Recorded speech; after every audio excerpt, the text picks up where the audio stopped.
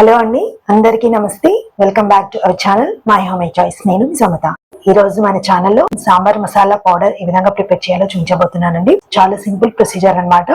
ఒక్కసారి ఈ masala powder prepare చేసి పెట్టుకుంటానండి 2-3 నెలల వరకు కూడా మనము ఈజీగా స్టోర్ చేసుకోవచ్చు. అదే ఫ్రెష్నెస్ లో అదే టేస్ట్ ఉంటుంది.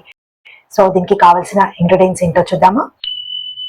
2 టేబుల్ స్పూన్ ధనియాలు, 2 టేబుల్ స్పూన్ శనగపప్పు, అలాగే 1 టేబుల్ స్పూన్ కందిపప్పు, 1 టేబుల్ స్పూన్ మినపప్పు, 1 టేబుల్ స్పూన్ మెంతులు, 1 టేబుల్ స్పూన్ జీలకర్ర, 1 టేబుల్ స్పూన్ మిరియాలు, అలాగే 10 నుంచి 15 ఎండుమిరపకాయలు, 1 స్పూన్ పసుపు, అలాగే 1 స్పూన్ ఇంగువ, 2 నుంచి 3 కరివేపాకు రెబ్బలు. సో కరివేపాకు అనేది మీ చాయిస్ అండి, వేసుకున్నా ఓకే, వేసుకోకపోయినా ఓకే. దీంట్లో కొంతమంది ఏంటంటే కొన్ని బియ్యం కూడా తీసుకుంటారు. సో వేసుకోవాలనుకుంటే 1 స్పూన్ బియ్యం కూడా తీసుకోవచ్చు. సో ఇవండి మసాలా సాంబార్ చేయాల్సిన ఇంగ్రీడియంట్స్. ఇవన్నీ కూడా నేను రెడీ చేసి పెట్టుకున్నాను. సో ఇప్పుడు మసాలా పౌడర్ని మనం ప్రిపేర్ చేసుకుందాము. సో దీనికి నేను స్టవ్ పైన ప్యాన్ పెట్టుకున్నానండి. స్టవ్ ఆన్ చేసుకొని స్టవ్ వేడయ్యాక దీంట్లోకి మనం ఇందాక చూపించిన అన్ని దినుసులన్నీ వేసేసుకోవాలి. సో ఈ దినుసులు వేసుకునేటప్పుడు దీంట్లోకి మీరు ఇంకా యాడ్ చేసుకోవాలనుకుంటే బియ్యం అయినా యాడ్ చేసుకోవచ్చు. ఇంకొంతమంది ఆవాలు కూడా యాడ్ చేసుకుంటారు. సో అది మీ చాయిస్, బట్ ఈ మాత్రం మసాలా దినుసులు వేసుకుంటే సరిపోతుంది. సో ఇవన్నీ కూడా స్లోగా లో ఫ్లేమ్లో నెమ్మదిగా వేయించుకోవాలన్నమాట.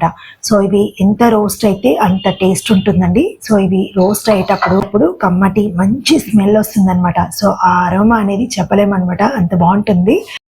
సో ఈ విధంగా చూపించాను కదా, అన్ని దినుసులు కూడా బ్రౌన్ కలర్ వచ్చే విధంగా స్లోగా నెమ్మదిగా అన్ని కూడా వేయించుకోవాలి. సో నేను ఇది పక్కన పెట్టేసుకున్నాను.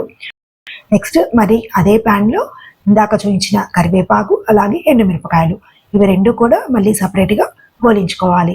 ఇవి వాటితో పాటు వేయించుకున్నాం అనుకోండి, ఇవి వేగమన్నమాట. సో అవి మాడిపోతాయి, ఇవి వేగకుండా ఇబ్బంది అవుతాయి. సో ఈ విధంగా కొంచెం సపరేట్గా వేయించుకుంటే బెటర్ అనమాట. సో ఇవన్నీ వేగిపోయాయి కదండి, మొత్తం చల్లారిపోవాలి. సో ఇవంతా కూడా చల్లారిపోయిన తర్వాత ఈ విధంగా జార్లోకి వేసుకొని మిక్సీ వేసుకోవాలన్నమాట. సో కొంచెం ఈ విధంగా గరుకుగా ఉండే విధంగా ఒక 4 సార్లు మిక్సీ వేసుకోండి. తర్వాత దీంట్లోకి 1 స్పూన్ పసుపు, అలాగే 1 స్పూన్ ఇంగువ. సో ఇవి 2 కూడా యాడ్ చేసుకున్న తర్వాత మళ్ళీ ఒకసారి మిక్సీ వేసుకోవాలి. ఈ మిక్సీ వేసుకున్నప్పుడు కొంచెం సన్నగా పౌడర్ అయ్యే విధంగా మిక్సీ వేసుకోండి. సో చూసారు కదా, ఈ విధంగా అవుతుందన్నమాట. సో ఇంతేనండి, చాలా తక్కువ టైంలో అయిపోతుంది, చాలా సింపుల్గా అయిపోతుంది, బట్ టేస్ట్ మాత్రం చాలా బాగుంటుంది. ఇలా మీరు సాంబార్ మసాలా పౌడర్ని ప్రిపేర్ చేసుకొని స్టోర్ చేసి పెట్టుకున్నారనుకోండి, ఫ్రిడ్జ్లో కూడా పెట్టాల్సిన అవసరం లేదు. సో బయటనే పెట్టొచ్చు.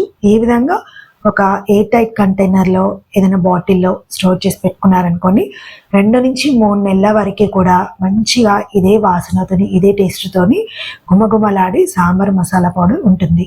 సో మీరు ఎప్పుడు సాంబార్ చేసుకున్నా కూడా దాంట్లో ఇంత అన్నమాట. సో 2 or 3 స్పూన్స్ ఈ పౌడర్ వేసుకున్నారనుకోండి, చాలా కమ్మటి టేస్టీ సాంబార్ అయితే అవుతుందండి.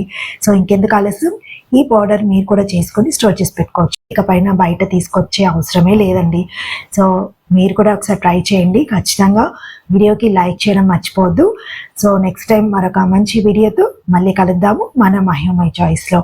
అప్పటి వరకు నమస్తే, థ్యాంక్ యూ. నేను మీ సమత.